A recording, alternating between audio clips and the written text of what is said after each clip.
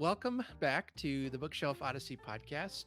My name is Art. I have a special guest on the podcast today. Her name is Jendayi Brooks-Flemister, and she's relatively new writer in the sci-fi genre field, and has recently had works published in Faya magazine, Asimov's science fiction magazine, and Lightspeed magazine. I am very excited to have you on the podcast, Jendaya. So welcome to the Bookshelf Odyssey. Yes, thank you for having me. Excited to be here. Yeah, I'm really happy to have you on. Like I was telling you, I came across your story, "Welcome Home," on the Asimov science fiction. I It's actually their podcast. I have subscribed to, and then I think you read that story. Is I that right? did, Yeah. yes. You got to hear my voice. Well, we'll talk about that story in a little bit, but I really liked it. To me, it felt like I think I told you in an email. It felt like a bit Ray Bradbury, Mhm. which is who is one of my favorite authors. So, but we'll get to that story. It's a good one. But first of all, I like to start off with this evil question: do you have a favorite book and why? Oh, that is an evil question. I think my favorite book would have to be, I think, The Fifth Season by N.K. Jemisin, Mhm. um, for a lot of reasons. And I think the biggest one is that it breaks so many boundaries of science fiction, of fantasy, of what a main character can even look like. And I just loved it so much that I used it in my senior thesis in undergrad. Like I analyzed that book cover to cover for months, all because it was something that I had never seen before, and yet it impacted me so much. So that Mm. to this day, whenever someone's like, "Oh, what book should I read?" It's like, "Hey, have you heard about the Fifth Season by N.K. Jemisin? It's a fantastic trilogy." For me, that was like the signal, I think, in high school and college for me to say like, you know what, actually, like this is something I could make a living off of, and this is something that could really go far. I hadn't actually seen a dark skinned black woman Mhm. make it in my lifetime because Octavia Butler passed before I was even really old enough to comprehend how big Parallel of the Sower was and all of her other works. And so that was like a moment for me where it was like, wait a Mhm. second, this is it. This is the novel. And then I found out there were two more. And it was like, oh, this is perfect. Yeah, This is exactly what I need in my life. And the trilogy is fantastic. So it's hard to pick one, but if I have to pick yeah. anything, it's definitely that. If I'm feeling nice, I'll tell someone. I'll ask, what's your current favorite, because it changes. If you're like me, it Mhm. depends on my mood. That book is on my TBR. I was getting it through my library, and it became available, but I had too many books to read at the time. So Ah, like, oh, I just came at the wrong moment, so it went back. But it's gonna I'm gonna be reading it soon, it hopefully. it will suck So you in and you won't want to be spit out. It's truly yeah, just that absorbing. It's fantastic.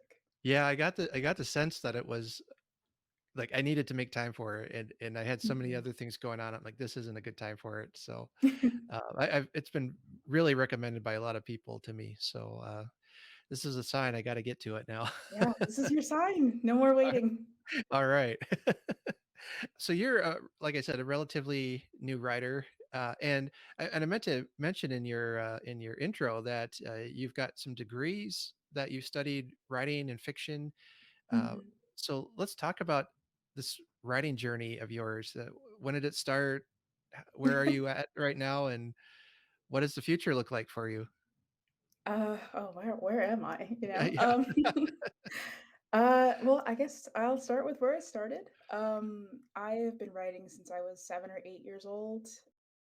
I used to write stories that made absolutely no sense, but to me they were fantastic. And I can distinctly remember like the first like novel that I wrote when I was like maybe 10 was about a girl who lived on a train and had two dogs, and Mhm. like each stop the train made, she would pick up a new friend. She would like have a bunch of stowaway friends on this train. The stories that I wrote gradually took a more fantastical nature once I entered middle school and high school.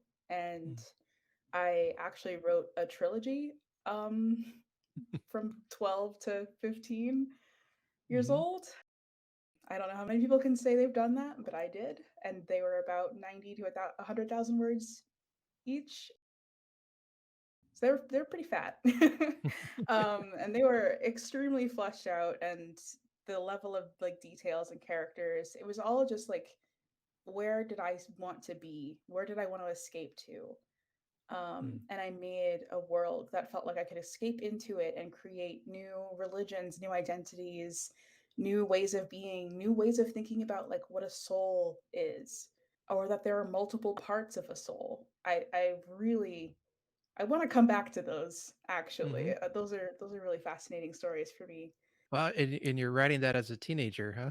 Yeah, I was going through some stuff. Awesome. That's good. Yeah, I was dealing with a lot of trauma as a kid, and Mm-hmm. there was nowhere else for me to really turn to besides stories. And then when I applied to schools for, officially like leaving the nest, going to undergrad, I was so in denial about what I loved and what I wanted to do. And I tried to convince myself that I could do art school or maybe I should be a sociologist. And I ended up going to Cornell University in upstate New York. Fantastic school, not the most fantastic time. I think that's just how everyone kind of feels about undergrad, though. Mm-hmm. And I ended up majoring in English there with a focus in creative writing, and minors in inequality studies, which is kind of like sociology, and Japanese. And there was where I like really cultivated my fiction and figured out more of what it means to write, but also a lot of the background that I didn't have before. So like, where does science fiction come from? What is science fiction and how long has it existed, and who's writing it? Who's telling these stories? I took a class about the falsehood of the utopia, and it was a really fun class. I took classes about zombies. I took classes about like the widest spectrum of film and literature science fiction studies. Mm-hmm. And it really just like solidified for me like, oh yeah, this is where I belong. And I wrote some stories here and there, but I never really had like a thing to say like I'm writing this right now. And so I graduated and didn't get into any grad schools that I wanted to go to, but I also didn't know what I wanted to go to. I applied to a lot of MFAs in fiction, and I was lost. I was like, I don't know, just throwing applications here and there, Yeah. just trying to see what stuck, and nothing stuck, and it makes sense, right? Like I was so lost. And then I took a gap year, worked. My partner and I moved to Durham, North Carolina, and that's where I kind of connected with some of the folks who went to NC State and realized that that was a program that actually felt very right for me. And then I applied and got in and Mhm. did my master's of fine arts in fiction there. And I just graduated from that in May of 2021. At a crazy time to be in Yeah, college. Yeah. I did not plan on having an online degree, but Yep. There there you are. mhm. When did you, publish your first story then? I'll go back a little bit. The Okay. reason that I even decided on NC State was because when I was like kind of looking around to see, I want to do another gap year? Do I want to try for a program? I ended up connecting with an NC State alum, Cadwell Turnbull, prolific science fiction author, acclaimed science fiction author, Mhm. Cadwell Turnbull. And he was telling me after reading one of my short stories, which was a more first drafty version of Upfalling, he was like, I love this story and I think you should do this. And I decided to apply and got in. And during my first year, we were hiring for another professor, and he was one of the candidates. And so during his like come candidate talk kind of thing, uh, we all went out for drinks, and he was saying like, I'm so glad you did the program. And he was like, what are you doing right now? Like, are you working on short stories? And I was, because I was mostly lost still. um, and this was all during my first year of the program as well. He was like, have you submitted any stories anywhere? And I was like, oh. Um, you're supposed to do that? Yeah. I had no idea. Yeah. And I had kind of convinced myself that I wasn't good enough. I I thought it was something you did afterward. And it didn't occur to me because I was the only science fiction writer of my cohort. It didn't occur to me that I was supposed to be trying always to be published.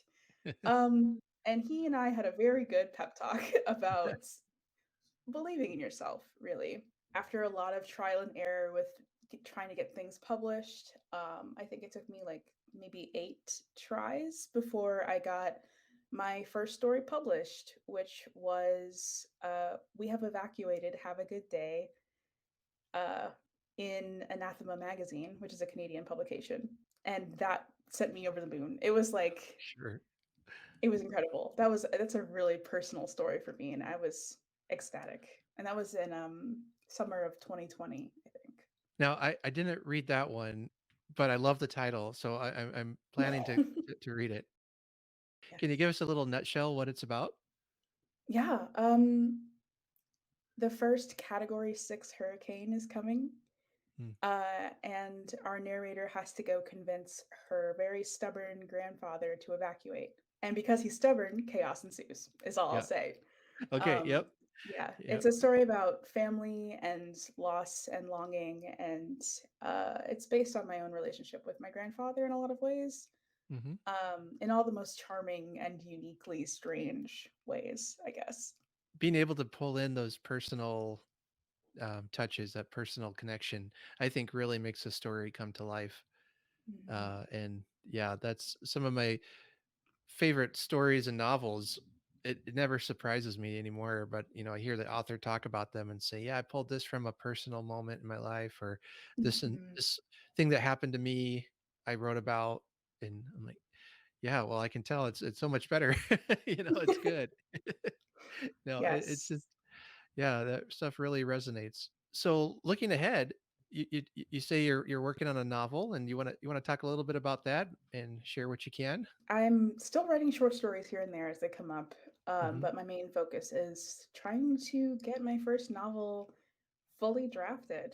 It is a multi perspective or kind of mosaic novel. I have 3 protagonists right now, potentially a fourth. We'll see how that goes if I can whip that one out. But if not, that's okay. I think I'm okay with definitely having a solid 3 that jump through perspectives. It is an urban science fiction fantasy set in Atlanta and Tokyo, and it's about these 3 people who are all experiencing a worldwide phenomena in different ways. I have someone younger who's experiencing a lot of the way in which younger people kind of adapt faster, and Hmm. someone older who's experiencing the opposite and trying their best to just support in ways that they can only try. They can only do so much, so much so that it sends them to Tokyo. And I have a third character who is right in the middle of all of it and is terrified and doesn't know what to do. And it's about queerness, it's about blackness, it's about society and mental health, it's about all of these different things. Kind of connecting on all of my life experiences for this one, really, I think. Yeah. Well, that's sounds like a book we'll all need to read after this last couple of years, just to process things. What what Yes, just I happened? Yeah. fully agree. Oh, that sounds great. Your plan then is to pursue writing. It sounds like. Yes, the Yeah. dream, right? Yep. That's right. Yep. Yeah, I would love to. That's been my dream since I was in high school, really. Sure. And I never realized that I could actually try for it until I really pushed past high school and saw other authors doing it and doing it well. Hmm. Hmm. And so now it's like the focus is, well, let's make the best thing we can do right now and see where it takes us. And I have all of my cohort members from the 2 years of my MFA backing me up and supporting me and providing me with feedback. And my advisor, Cadwell, is still actively always present and, there for advice giving. And I have a lot of support that really makes it feel possible.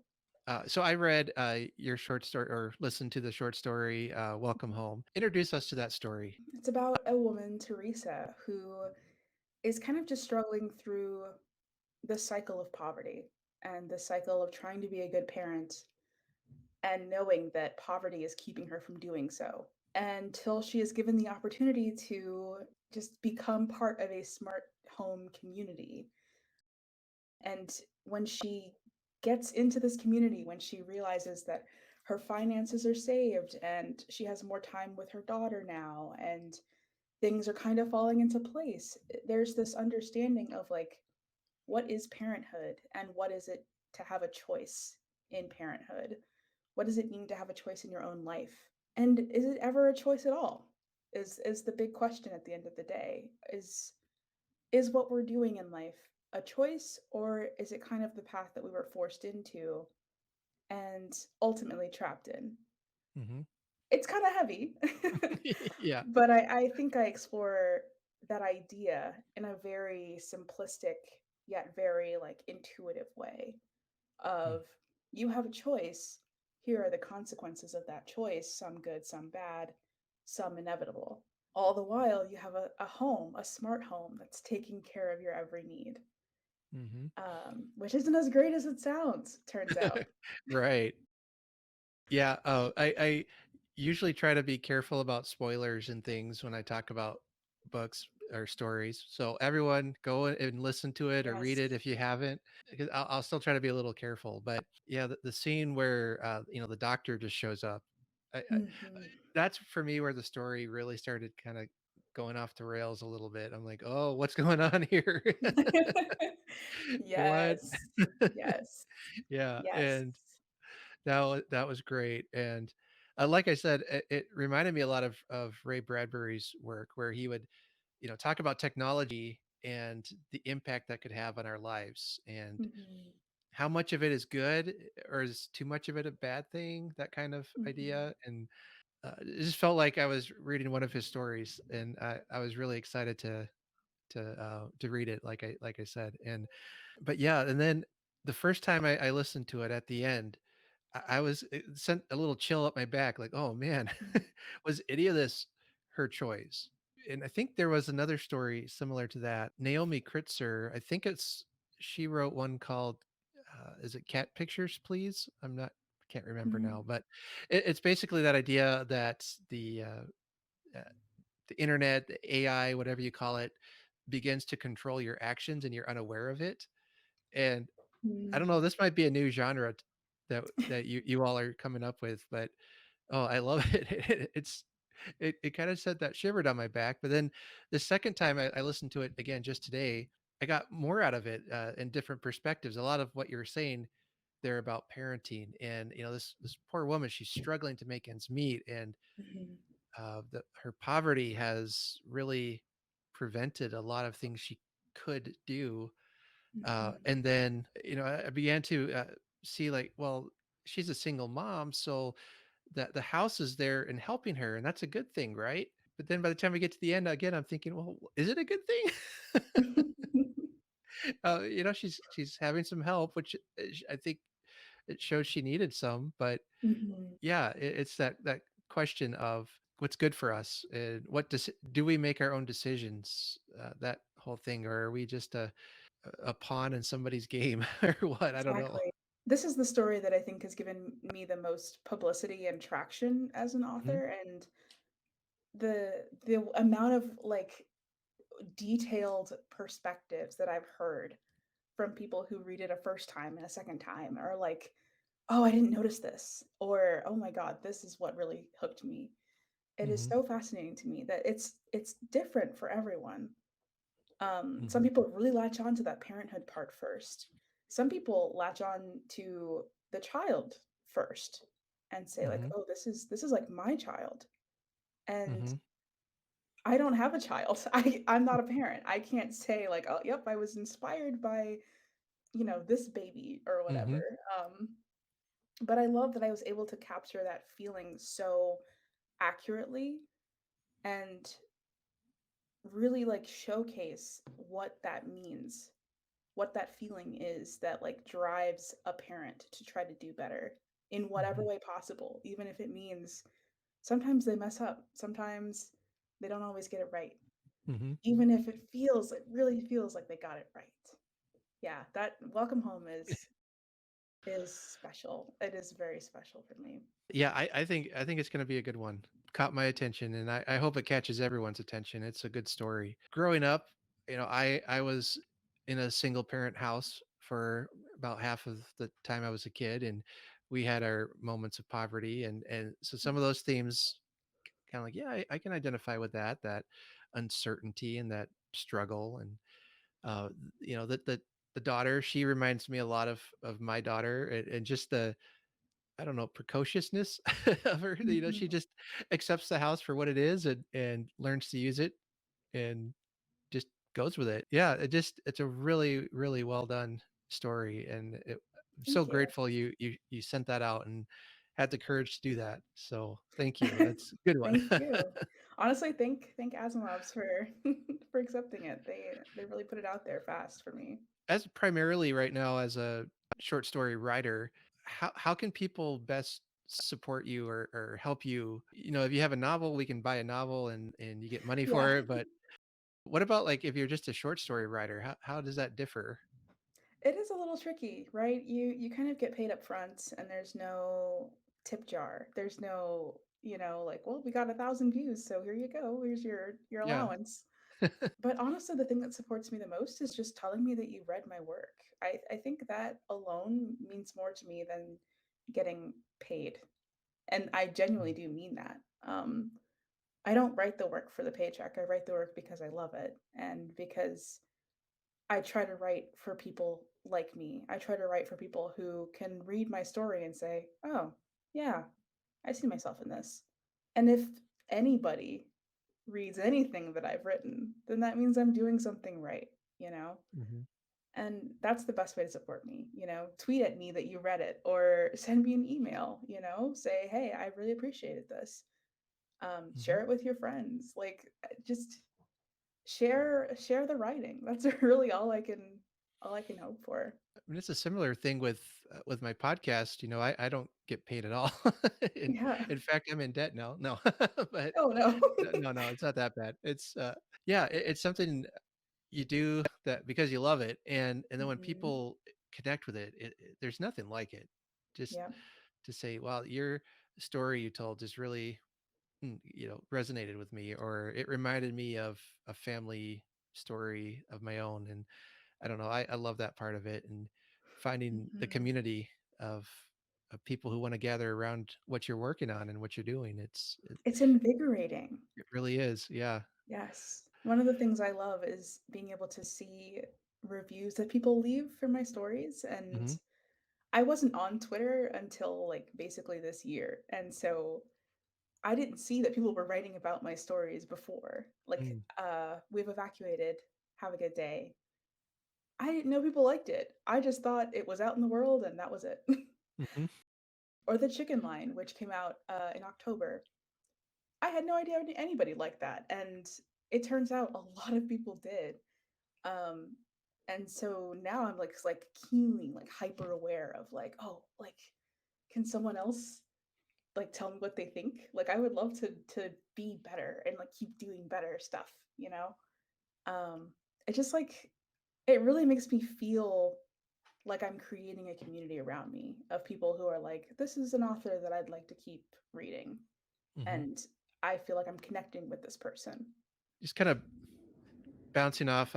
Sometimes my brain just goes in No, go tangents, ahead. but uh, going back to writing about people who look like you, and that, because if you want to find a book written by a white man, you're gonna it's Any not shelf. that hard. Yeah, yeah. In my reading journey, I started even the last couple of years keeping track of what I'm writing and or reading, and I realized, like, wow, I'm not even trying, and it's very predominantly one kind of story. Mhm, So mhm. making that effort to expand your reading, I really think is worth it. And so I'm excited to find people of color, like yourself, who are getting your voice out, and writing some wonderful stories. Hopefully, I'm saying this right. The protagonists might not look like me, but I still identify with them.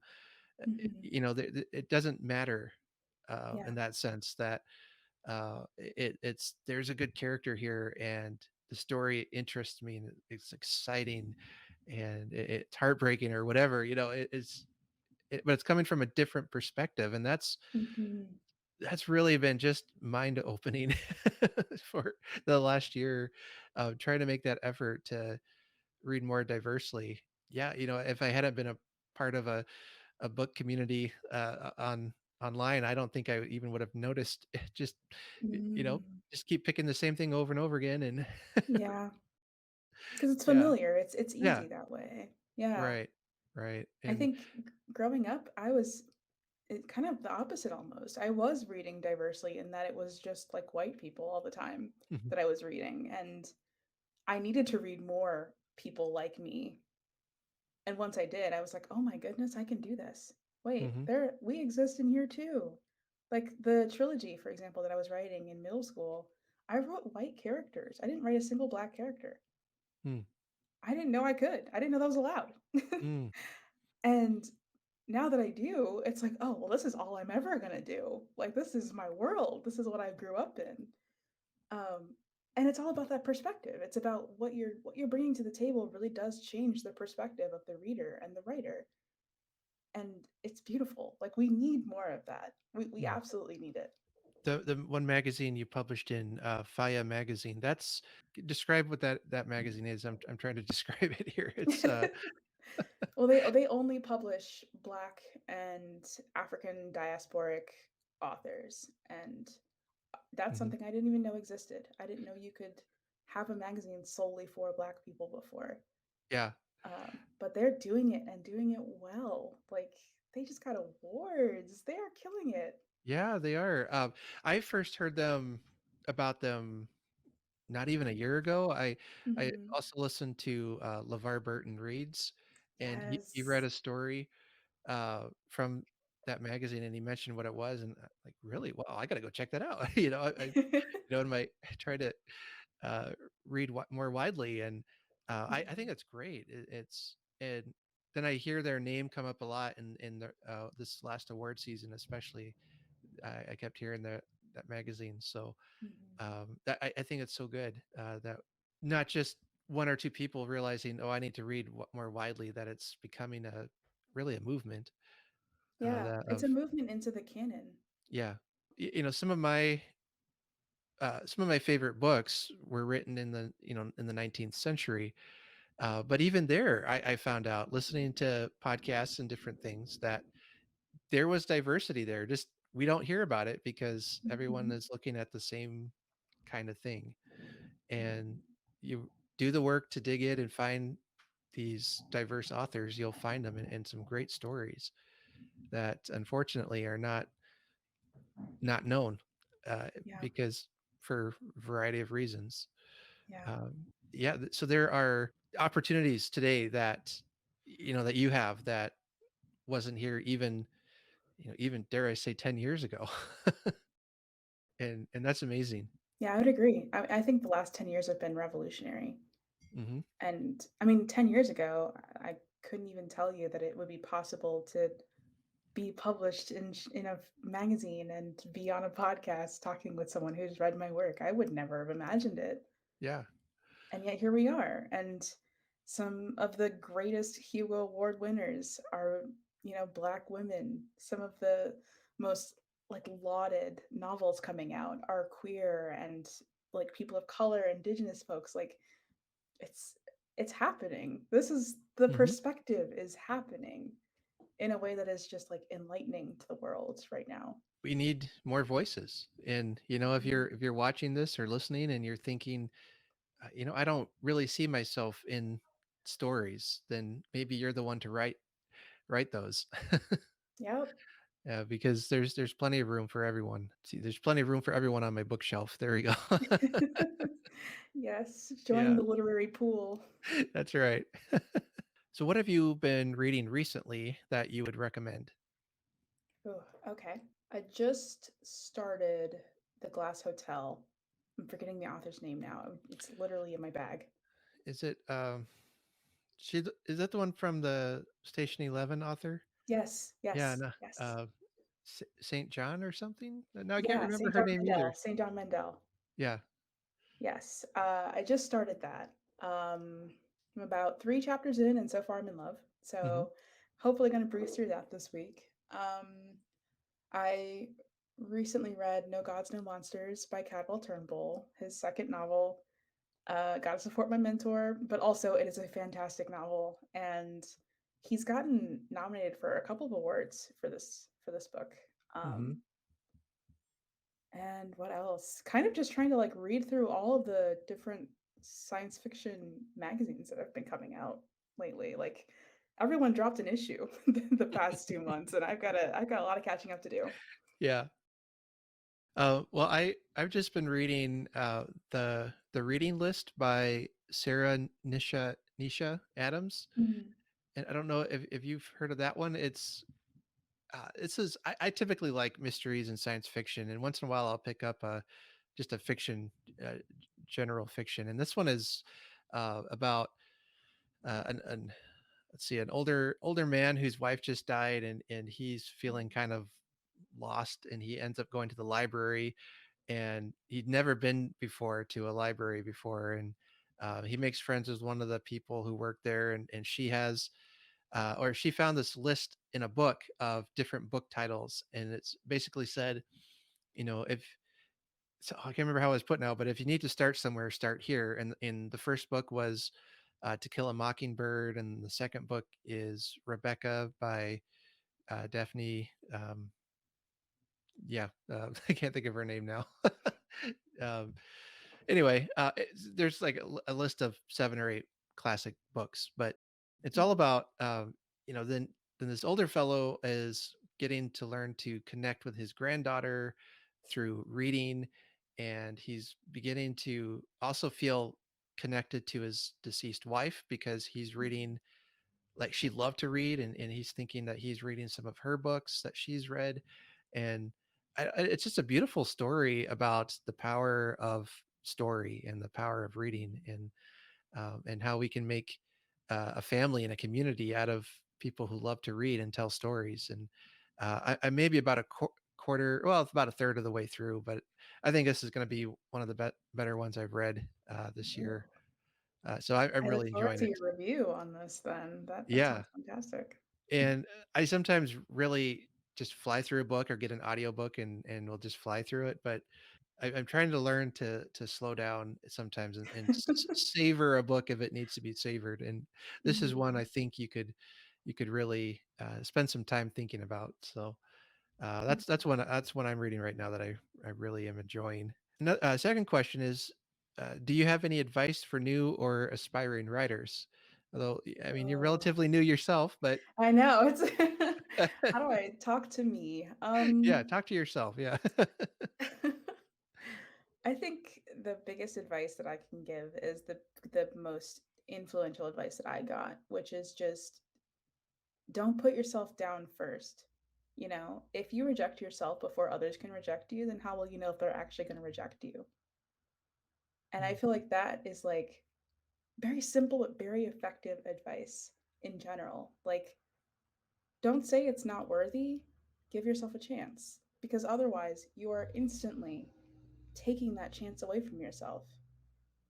mhm, And if you do that, we potentially are missing out on amazing stories because someone has been told they're not good enough or has told themselves that they're not good enough.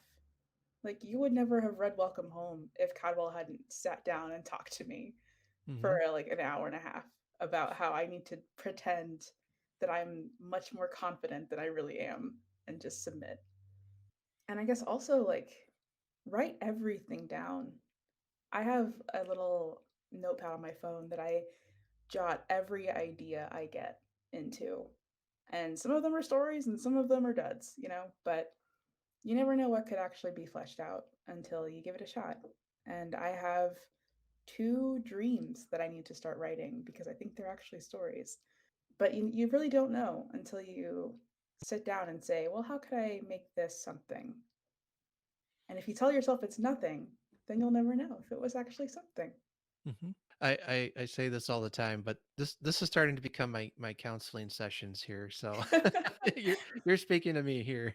Thank you. Ah, yes, never give up. Okay, Art. Yeah. The final question is one I've really enjoyed hearing answers to, and it is, when did you discover that words have power? Mm. Oh, that's such a good question. I think the first time I discovered words have power is when I felt that power. And it Mm, was when I was reading, I don't know if you've heard of this. I don't know how like proficient this is for everyone, but it was like a found diary called Dear Alice, yeah. and it's about like middle grade high school girl who gets into drugs, and like it's basically her diary into how she spirals into all of it. And I just like distinctly remember reading it and thinking, "Oh my goodness, this is like literature. Mm, Like this is something." It felt so substantial at the time, and I was maybe like 10 or 11 years old when I was reading it, but it was something that really it like impacted me.